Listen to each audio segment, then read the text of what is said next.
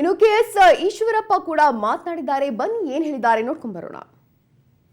ಇವತ್ತು ಬಿಜೆಪಿಯ ಶಾಸಕರು ಹರಿಯಾಣದ ರೆಸಾರ್ಟ್ಗಳಿಂದ ಬೆಂಗಳೂರಿಗೆ ವಾಪಸ್ ಆಗ್ತಾ ಇದ್ದಾರೆ.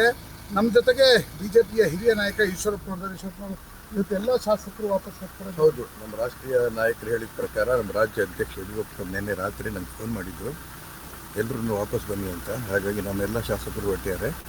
ಇವತ್ತು ಅವರು ಟೈಮ್ ಅಡ್ಜಸ್ಟ್ ಮಾಡ್ಕೊಂಡು ಹೋಗ್ತಾ ಇದ್ದಾರೆ.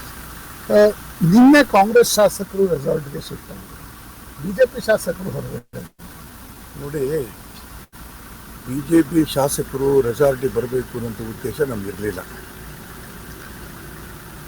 ಸುಭಾಷ್ ಗುತ್ತೇದಾರ್ ಆಳಂದ ಶಾಸಕರು, ಅವರಿಗೆ ಸ್ವತಃ ಮುಖ್ಯಮಂತ್ರಿಗಳು ನೀನು ಬಾ, ನೀವು ಇದು ಬಿಜೆಪಿ ಬಿಟ್ಟು ಬಾ, ನಿಂಗೆ ಹಣ ಕೊಡ್ತೀನಿ, ಮಂತ್ರಿ ಸ್ಥಾನ ಕೊಡ್ತೀನಿ ಅಂತ ಹೇಳಿದ ನಂತರ ಬಹಳ ನಮಗೆ ಆಶ್ಚರ್ಯ ಆಯಿತು.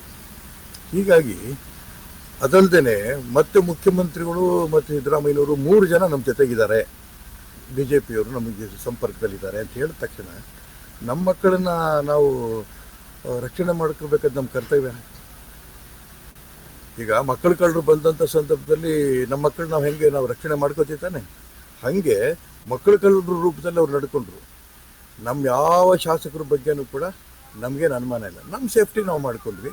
ಜೊತೆಗೆ ನಮಗೆ ಲೋಕಸಭೆ ತಯಾರಿ ದೃಷ್ಟಿಯಿಂದ ಸಾಕಷ್ಟು ಕೆಲಸ ಇತ್ತು, ಅದನ್ನು ಮಾಡ್ಕೋತಾ ಇದ್ವಿ.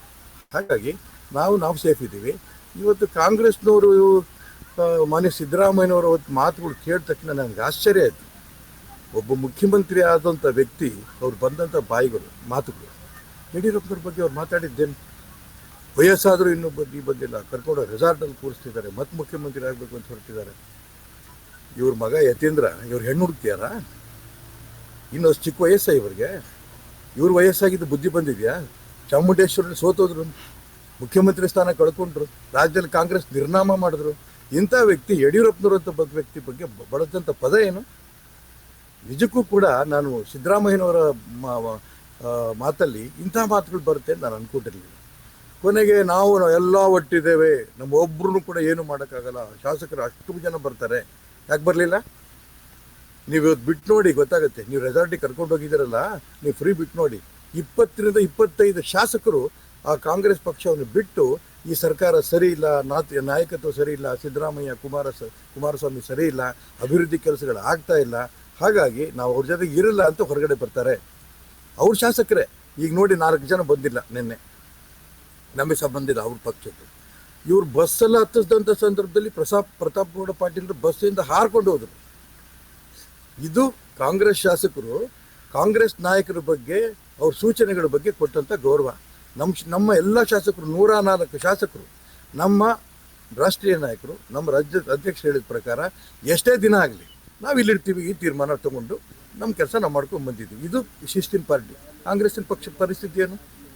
ನಿಜಕ್ಕೂ ನಂಗೆ ತುಂಬ ಆಶ್ಚರ್ಯ ಆಗುತ್ತೆ. ಅವ್ರ ಪಕ್ಷವನ್ನು ಹೇಗೆ ಬಾರ ಇಟ್ಕೊಳ್ಳಿ, ಆದರೆ ಗುಡಾಫಿ ಮಾತಿದೆಯಲ್ಲ ಸಿದ್ದರಾಮಯ್ಯನವ್ರಿಗೆ, ಇದ್ರೆ ಅವ್ರನ್ನ ಹಾಳು ಮಾಡುತ್ತೆ ಅಂತ ನಾನು ಹೇಳ್ತೀನಿ. ಈಶ್ವರಪ್ಪನಿಗೆ 4 ಶಾಸಕರು ಏನು ಗೈರಾಜರಾಗಿದ್ದಾರೆ, ಇದರ ಅರ್ಥ ರಾಜಕೀಯ ಅಸ್ಥಿರತೆ ಹೀಗೆ ಮುಂದುವರಿಯುತ್ತೆ ಅಂತ ಅರ್ಥ. ಈ 4 ಜನ ಶಾಸಕರು ಮಾತ್ರ ಇವತ್ತು ಹೊರಗಡೆ ಸಿಕ್ಕಿರೋದು. ಇವ್ರು ಇಷ್ಟೆಲ್ಲ ಸೂಚನೆ ಕೊಟ್ಟರು, ನೀವು ನೋಟಿಸ್ ಕೊಟ್ಟರು, ನೀವು ಬರಲಿಲ್ಲ ಅಂದರೆ ನಿಮ್ಮದು ಎಂಥದ್ದು ಕಾನೂನುಬದ್ಧವಾಗಿ ನಿಮ್ಮ ಇದನ್ನು ಶಾಸಕ ಸ್ಥಾನವನ್ನು ತೆಗಿತೀವಿ, ಇದನ್ನೆಲ್ಲ ಹೇಳಿಕೆ ಕೊಟ್ಟರು ಅವರು. ಇದ್ರ